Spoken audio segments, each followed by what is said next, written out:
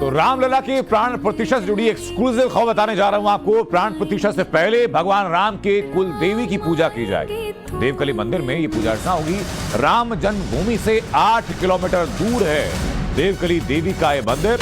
आपको बता दें कि बड़ी देवकली मंदिर में मां काली, मां महालक्ष्मी, मां सरस्वती की एक ही शिला पर तीनों देवियों की मूर्ति स्थापित है, जो कि भगवान राम की कुल देवी कही जाती है। वहां से एक्सक्लूसिव तस्वीर आपको दिखाएंगे, जहां प्राण प्रतिष्ठा से पहले कुल देवी के इसी मंदिर में पहले पूजा अर्चना की जाएगी। पहले कुल देवी को भेंट चढ़ाई जाएगी, उनकी स्वीकृति ली जाएगी, उसके बाद भगवान राम लला की प्राण प्रतिष्ठा। 22 जनवरी 2024 को प्रभु श्री राम अपने गर्भगृह में प्रवेश करेंगे, जिसकी तैयारियां पूरे शहर, पूरे अयोध्या में हो रही है। लेकिन आपको सबसे महत्वपूर्ण बात आज बताएंगे कि प्रभु श्री राम की कुल देवी का मंदिर, बड़ी देवकाली मंदिर पे हम मौजूद हैं। इस मंदिर में 22 जनवरी को जब प्रभु श्री राम अपने गर्भगृह में और प्राण प्रतिष्ठा होगी, उससे पहले इस मंदिर में उनकी कुल देवी जो माताएं हैं उनकी पूजा अर्चना होगी। हम देखिए इस समय आपको दिखा रहे हैं, ये देवकाली मंदिर है, ये बड़ी देवकाली मंदिर कहा जाता है। और मंदिर के अंदर भी चलेंगे और यहाँ के जो पुजारी जी हैं उनसे इस मंदिर के बारे में पूछेंगे और क्या पूजा पाठ होगा उसके बारे में पूछेंगे। आइए हम मंदिर के अंदर चलते हैं। मंदिर के अंदर ही हम आ गए हैं बड़ी देवकाली, और मंदिर पे हम पुजारी जी से बात करेंगे। पहले हम आपको दर्शन कराएंगे। देखिए मेरे सामने जो है ये बड़ी देवकाली माता जी का मंदिर है। बहुत सिद्ध मंदिर है, जो प्रभु श्री राम मर्यादा पुरुषोत्तम प्रभु श्री राम की कुल देवी हम यहाँ पे जो है रामायण का पाठ होगा और मंदिर भव्यता 22 जनवरी को 20 जनवरी से सजावट शुरू हो जाएगी। दीप धूप सब यहाँ पे पूरा सजाया जाएगा, भंडारा होगा। और यहाँ पे पहले यहाँ पे भगवान श्री सीताराम जी महाराज कुल देवी हैं, इसलिए 22 तारीख को जो भगवान का वहाँ प्राण प्रतिष्ठा होना माननीय प्रधानमंत्री जी द्वारा, उसके पहले यहाँ पे पूजा पाठ करके हम लोग भगवान श्री सीताराम जी महाराज का दर्शन करने के लिए यहाँ से प्रस्थान करेंगे। तो वहीं यूपी रोडवेज बसों में राम धुन की शुरुआत हो चुकी है। लखनऊ में रोडवेज बसों में चल रहे हैं राम भजन। नवभारत की सुपर एक्सक्लूसिव रिपोर्ट आपको दिखाते हैं। और इस बस के अंदर जो यात्री मौजूद हैं, यात्रियों का कहना है कि राम धुन ही है जो यात्रा को सुखद बनाएगी।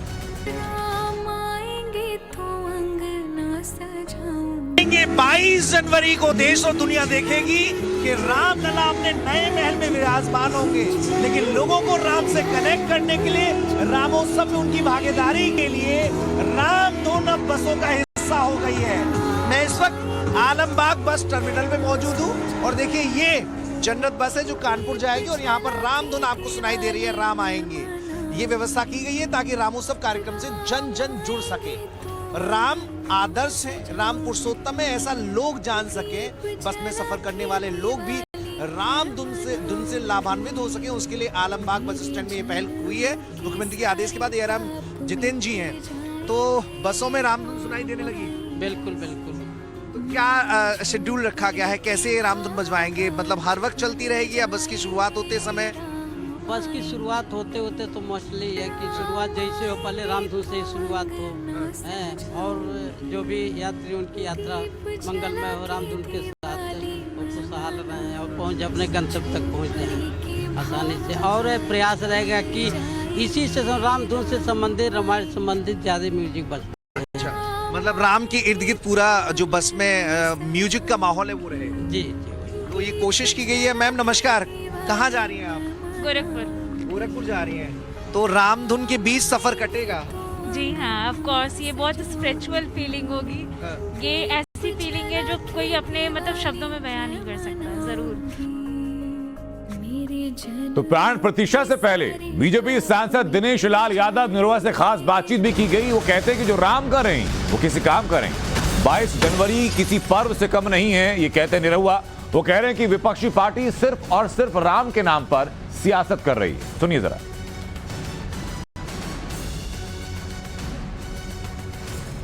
मौजूद है आजमगढ़ से सांसद, भोजपुरी सिनेमा के सबसे बड़े चेहरे दिनेश लाल यादव निरहुआ जी, आपका बहुत बहुत स्वागत है टाइम्स नाउ नवभारत में। बहुत बहुत धन्यवाद, आप सभी को मेरा प्रणाम है। जय श्री राम। जय श्री राम। प्रभु राम की नगरी अयोध्या 22 तारीख का इंतजार महल बनकर तैयार है। कैसा लग रहा है अयोध्या की नगरी में धरती पर? बहुत अच्छा लग रहा है और सौभाग्य की बात है कि अभी हम लोग प्रभु श्री राम के पावन धरती अयोध्या पे ही ये बातचीत कर रहे हैं और हम लोग यहीं अयोध्या महोत्सव में आए हुए थे। तो ये तो हमारे 500 साल का जो इंतजार था वो खत्म हुआ। तो मुझे लगता है कि अब इससे बड़ा पर्व तो हमारे लिए दूसरा कुछ नहीं हो सकता है। इस पर्व पर बहुत सारी बातें, बहुत सारे बयान हैं, मैं उस पर आऊंगा।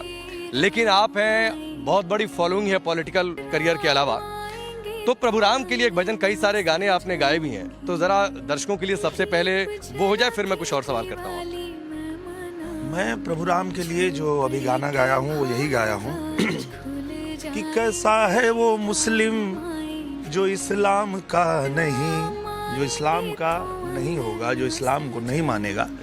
दुनिया में कोई भी व्यक्ति कह सकता है कि वो मुसलमान नहीं है। तो वैसे ही कैसा है वो हिंदू जो श्री राम का नहीं, तो जो राम का नहीं वो किसी काम का नहीं, जो मेरे राम का नहीं वो किसी काम का नहीं।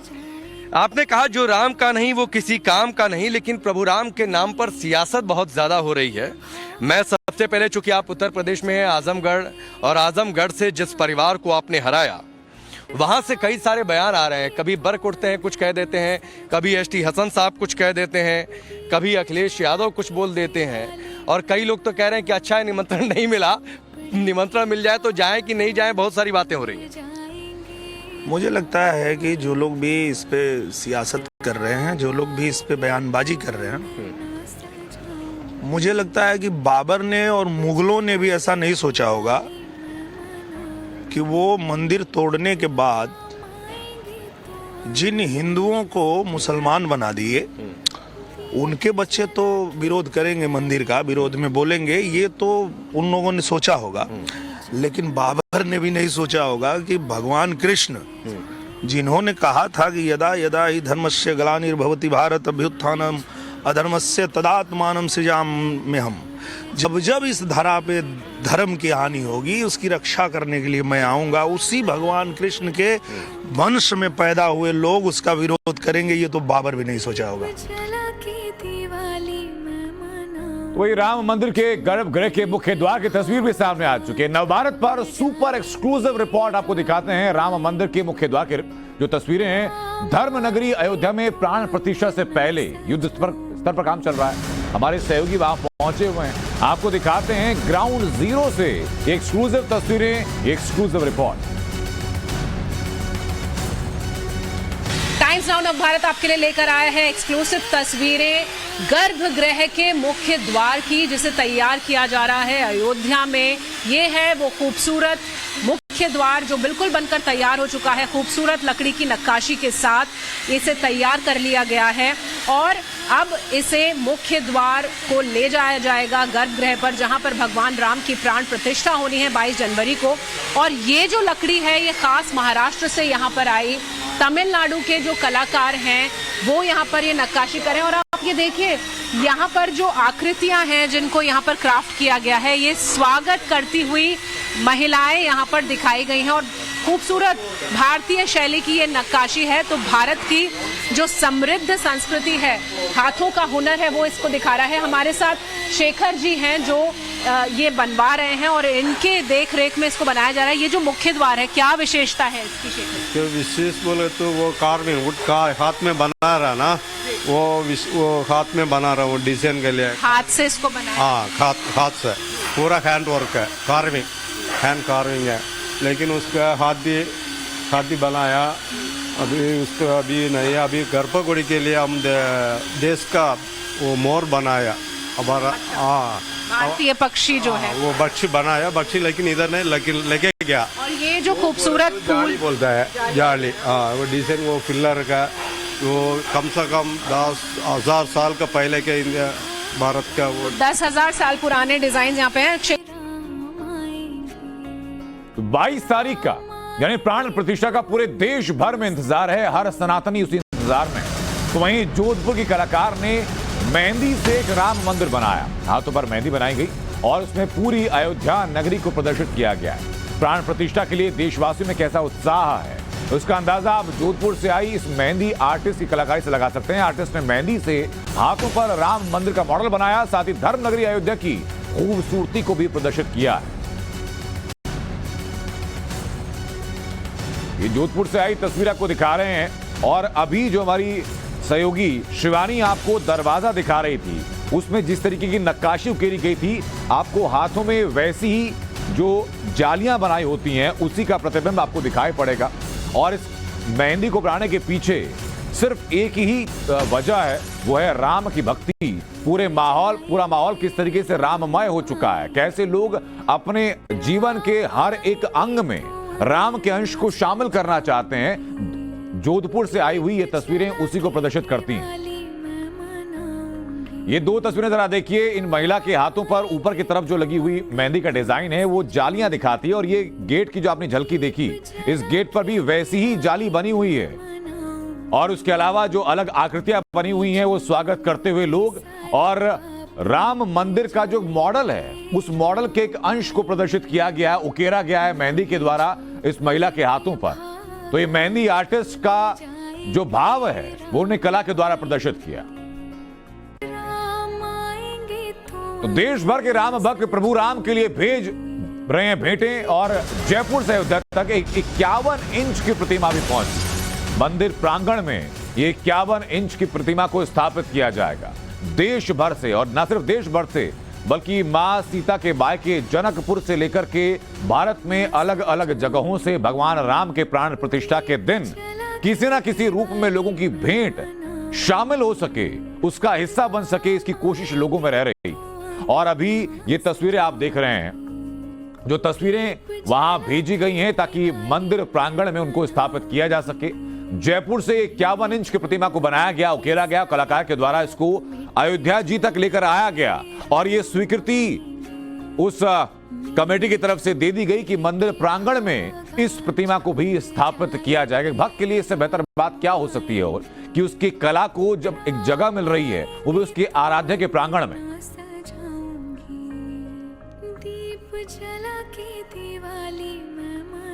तो देश भर में अलग अलग जगहों से लोग कोशिश कर रहे हैं कि 22 तारीख के दिन वो अयोध्या जी पहुंच सकें। तेलंगाना से कुछ भक्त पहुंच रहे हैं जो कि 1344 किलोमीटर की यात्रा कर रहे हैं और भक्त साइकिल चला करके अयोध्या जी के दर्शन करने पहुंच रहे हैं। वो तस्वीर आपको दिखा रहे हैं, उन्हीं भक्तों की है और चंदा इकट्ठा करके इन्होंने एक ईंट भी बनाई है जो कि भगवान राम के चरणों में समर्पित करेंगे। श्री राम जन्मभूमि का भव्य मंदिर जहां बन रहा है उसी धरती पर हम मौजूद हैं और यहां पर तमाम राम भक्त अलग अलग तरह की तपस्या साधना करके अयोध्या तक चले आ रहे हैं। हमारे साथ कुछ राम भक्त हैं जो हाथ में चांदी की ईंट लेकर तेलंगाना यानी कि भाग्य नगर से जो है साइकिल यात्रा करते हुए आ रहे हैं। और ये देखिए, जय श्री राम। हम लोग दिसंबर 17 के दिन निकले थे 6 बजे। कल रात में हम गुरुजी के आश्रम पहुंचे हैं। अयोध्या रामलला के दर्शन के लिए पहुंचे हैं। अच्छा, ये बताइए कि क्या प्रेरणा थी जो आप लोग इतनी दूर तक चले आए, क्या सोचा था मन में? राम सेतु की प्रेरणा थी साहब, उससे हम लोग यहाँ पे पहुंच गए हैं। और एक ईंट, एक कंकर जो शंकर का नाम है, एक पत्थर से जो पहाड़ बन सकता है, तो हम लोग एक ईंट लगा के यहाँ पे मंदिर का निर्माण। काफी मेहनत आप लोगों ने की है, कैसे ऊर्जा मिलती थी आप लोगों को? बहुत से अच्छा है साहब। कैसी शक्ति मिलती थी आप लोग को यहाँ तक, स्ट्रेंथ कैसे मिली आप लोग को यहाँ तक आने? राम का नाम से। राम के नाम से। तो ये सभी लोग हैं, बहुत सारे लोग तेलुगु भाषी हैं, हिंदी भी थोड़ी बोलते हैं, लेकिन एक चीज जो है वो कॉमन है, वो है भगवान राम का नाम। और उसी राम के नाम को जपते जपते ये सभी राम भक्त जो हैं साइकिल यात्रा करते हुए अपनी चांदी की ईंट भेंट करने के लिए भगवान राम के दरबार में भगवान राम जन्मभूमि तक फिलहाल चले आए हैं। वीडियो जर्नलिस्ट देवेंद्र बिष्ट के साथ गौरव श्रीवास्तव, टाइम्स नाउ भारत, अयोध्या। और इसी बीच अहम खबर यह भी है कि प्राण प्रतिष्ठा से पहले अयोध्या नगरी को सजाया जा रहा है। अयोध्या के कण कण को सुसज्जित किया जा रहा है। अयोध्या के हर सड़क को, हर चौराहे का सौंदर्यीकरण किया जा रहा है और इसके पीछे जो लक्ष्य है वो लक्ष्य सिर्फ यही है कि राम की अयोध्या जैसी दिखती थी, सतयुग की जो अयोध्या थी, वैसी ही अयोध्या को प्रतिबिंबित किया जा सके आज कलयुग में, वो भी उस खास दिन जब रामलला को मंदिर में उनकी प्राण प्रतिष्ठा होने जा रही है। दुल्हन की तरह अयोध्या जी को सजाया गया है, अयोध्या जी का नवीनीकरण एक तरीके से कर दिया गया है। जो भक्त वहां पहुंच रहे हैं, हमारी टीम के लोग, नवभारत की एक बड़ी टीम इस वक्त अयोध्या जी में है, जो कि 2010 के फैसले से लेकर 2019 के फैसले और आज जबकि प्राण प्रतिष्ठा होनी है उस महा उत्सव से पहले वहां पर पहुंची। उस टीम की आंखों देखी गवाही यही है कि अयोध्या का ऐसा स्वरूप न सोचा था न देखा था। अद्भुत अकल्पनीय स्वरूप में अयोध्या जी आ चुकी हैं। जगह जगह सूर्य स्तंभ स्थापित किए गए हैं। पूरी अयोध्या में निर्बाध तरीके से राम लहर है, और न सिर्फ अयोध्या में बल्कि पूरे देश में, और लोग इसीलिए उत्सुक भी हैं। हालांकि पीएम मोदी ने आह्वान जरूर किया कि 22 तारीख को तमाम भक्तगण वहां ना पहुंचे, 22 तारीख के बाद एक एक करके तयशुदा दिनों में वहां पहुंचे ताकि भीड़ को कंट्रोल किया जा सके। लेकिन भक्तों का उल्लास है जो जिनकी आंखें इंतजार नहीं कर पा रही हैं अयोध्या जी के उस दर्शन को करने के लिए। देश भर में प्राण प्रतिष्ठा की तैयारी है। अयोध्या से लेकर बिहार के सिवान भी न्योता पहुंच रहा है। लव कुश रथ यात्रा के साथ ये न्योता स्वीकार किया गया। देश भर के कई हिस्सों में इस वक्त रथ यात्रा निकाली जा रही है। कहीं राम भक्त पदयात्रा करके अयोध्या जी तक पहुंच रहे हैं कि तो कहीं अयोध्या जी से प्राण प्रतिष्ठा के लिए न्योता भी भेजा जा रहा है। ऐसे बिहार के सिवान में जब न्योता पहुंचा तो प्रभु श्री राम के पुत्र लव कुश की रथ यात्रा के साथ न्योता स्वीकार किया गया। साथ ही इस दौरान मंदिर का सदियों से इंतजार कर रहे राम भक्तों ने रथ यात्रा पर फूल बरसा करके अपना हर्ष को प्रकट किया।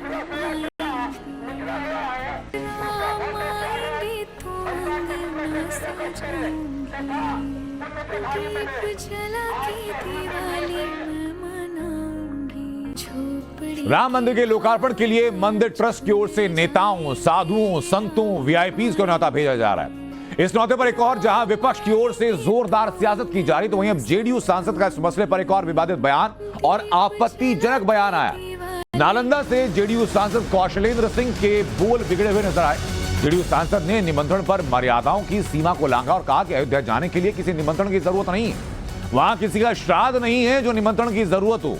ये कह रहे जेडीयू सांसद, एक जनप्रतिनिधि देश के सर्वोच्च जगह पर बैठा हुआ है, वहां बैठकर के जो कि लाखों लोगों का प्रतिनिधित्व करता है, वो कहता है कि वहां पर कोई श्राद्ध नहीं जो निमंत्रण की जरूरत के बेटा के बिया है जो निमंत्रण दे रहा है, निमंत्रण उनको जो देगा वो नहीं दिया था। हम न गए थे अयोध्या। अयोध्या में जाइए, हम लक्ष्मण किला में बराबर ठहरते हैं, क्या दिक्कत है? न्योता की क्या जरूरत है? वो न्योता क्यों दे रहे हैं? किन्हीं के पिताजी का श्राद्ध है कि किन्हीं के औरत बेटा का बियाह है? बताइए, वो जो न्योता दे रहा है वो बेवकूफ आदमी न्योता दे रहा है। वो अयोध्या सबका है। अगर कोई कब्जा में लेना चाह रहे हैं तो उनके कब्जे में थोड़ा अयोध्या हो जाएगा। तो ये जेडीयू सांसद के बोल आपने सुने कि किसी का श्राद्ध नहीं है जो वहां निमंत्रण की जरूरत हो। तो वहीं यूपी के डिप्टी सीएम ब्रजेश पाठक ने अयोध्या में चल रही तैयारियों पर कहा कि पूरी तैयारी हो चुकी है। हमारे सहयोगी मनीष यादव ने उनसे खास बातचीत की। आप अयोध्या को लेकर गंभीर दिखते हैं। कल बैठक भी हुई, उसमें कुछ निर्देश भी दिए गए। राम धुन पूरे उत्तर प्रदेश में सुनाई दी, देश भर में सुनाई दी, उसकी तैयारी। देखिए, स्वास्थ्य महकमा पूरी तरह से सतर्क है। अयोध्या में सभी जो हमारे आने वाले श्रद्धालु हैं उनको उच्च कोटि की चिकित्सा व्यवस्था में उपलब्ध कराने का इंतजाम कर रहे हैं।